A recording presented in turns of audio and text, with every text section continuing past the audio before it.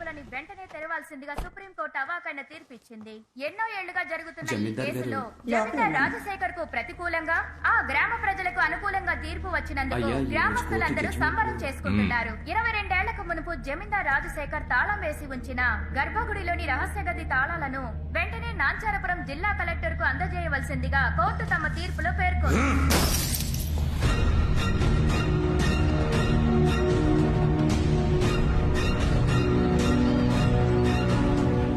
నువ్వు గుడికెళ్ళు.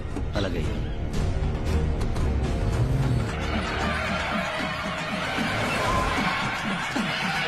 నమస్కారం అయ్యా. రండి కలెక్టర్ గారు. నమస్కారం సార్. నమస్కారం.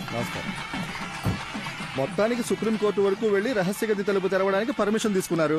ఏం చేయమంటారయ్యా? 25 ఏళ్లుగా జమీందారు గారు ఆ గదిని తెరవనివ్వలేదే. ఊరు